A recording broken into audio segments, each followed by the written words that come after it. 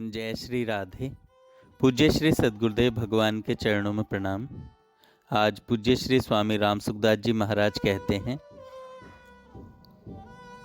जब मनुष्य को अपनी कमजोरी का और भगवान की सर्व समर्थता का अनुभव हो जाता है, तब वह शरणागत हो जाता है।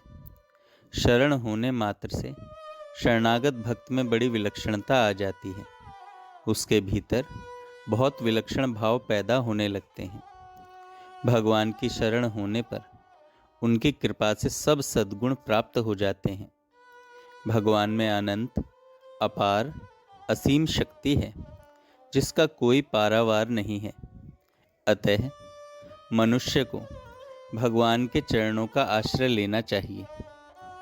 तात्पर्य है कि जो प्रभु के चरणों का आश्रय लेकर साधन करते हैं, वे ब्रह्म, जीव, जगत आदि सबको जान जाते हैं, अर्थात पूर्ण जानकार हो जाते हैं। इसलिए मनुष्य की तत्परता से उत्साहपूर्वक सब कार्य करना चाहिए। इसलिए मनुष्य को तत्परता से उत्साहपूर्वक सब कार्य करना चाहिए, परंतु भरोसा भगवान का ही रखना चाहिए कि भगवान की कृपा से ही मेरा कल्याण होगा।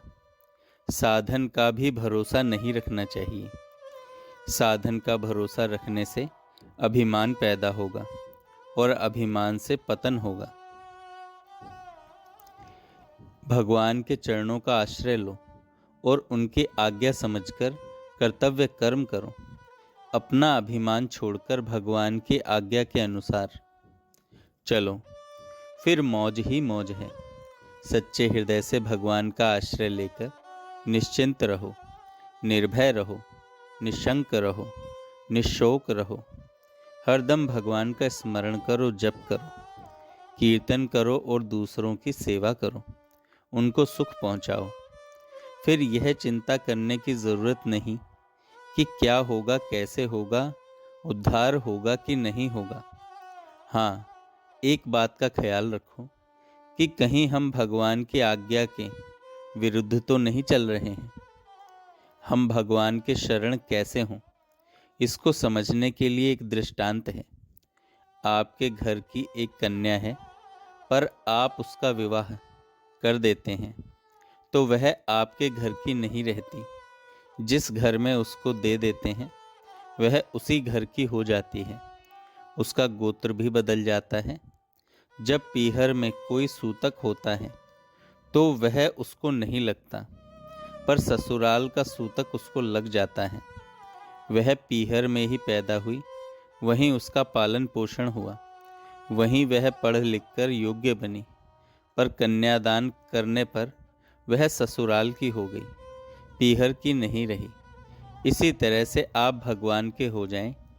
आप दृढ़ता से यह मान लें कि अब मैं संसार का नहीं रहा, मैं तो भगवान का हो गया। यह गीता की गोपनीय से गोपनीय सार बात है।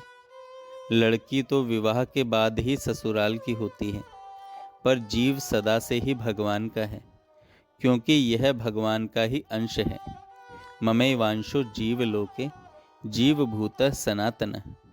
परंतु भगवान को भूलकर यह दूसरों का हो जाता है और भटकते फिरते दुख पाता है। अतः शरण होने का तात्पर्य केवल अपनी भूल मिटाना है, कोई नया काम नहीं करना है। आप सच्चे हृदय से यह विचार कर लें कि मैं भगवान का हूँ, तो आपका जीवन बदल जाएगा। आपका जीवन महान शुद्ध पवित्र हो जाएगा। गोस्वामी जी महाराज कहते हैं, बिगड़ी जन्म अनेक की, सुधरे अब ही आज। बिगड़ी जन्म अनेक की, सुधरे अब ही आज। हो ही राम को नाम जपो, तुलसी तज कुसमाज। भगवान के शरण होकर भगवान का भजन, ध्यान, नाम जप, कीर्तन आदि करें तो अनेक जन्मों की बिगड़ी हुई बात आज ही नहीं, अभी इसी क्षण सुधर जाए। आज तो बड़ा होता है, रात्रि के 12 बजे तक आज कहलाता है, परंतु भगवान की शरण लेने पर तो अभी इसी क्षण उद्धार हो जाए। इसलिए भगवान कहते हैं, माँ शुचः, सब चिंताएं छोड़ दो। हम भगवान के शरण हो गए तो अब भगवान जाने भगवान का काम जाने, हो ही राम को नाम जपो। भगवान का होकर नाम जप किया जाए तो वह नाम जप श्रेष्ठ होता है। जैसे बालक माँ माँ करके रोता है तो वह जिस माँ के लिए रोता है वही माँ उसके पास आती है। जिनके बालक हैं उन सब स्त्रियों का नाम माँ है, पर बालक के पुकारने पर सब माताएं नहीं दौड़ती, प्रत्युत एक वही माता दौड़ती है।